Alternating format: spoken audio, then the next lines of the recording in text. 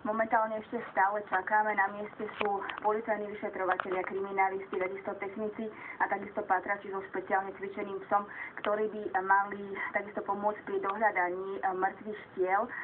Práve tú odpoveď na otázku, kde sa mŕtve tela starších manželov nachádzajú, by mal vedieť v tejto chvíli iba údajný vrah.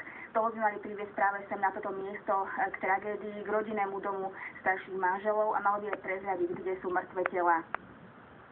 Takže vie sa už, kde sú telá, keďže manželia boli nezvestní a nevedela ich nájsť ani polícia?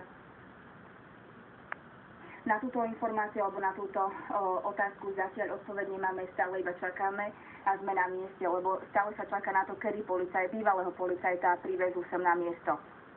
Pre obec to musel byť riadny šok, rozprávala si sa s ľuďmi, čo na toto celé hovoria?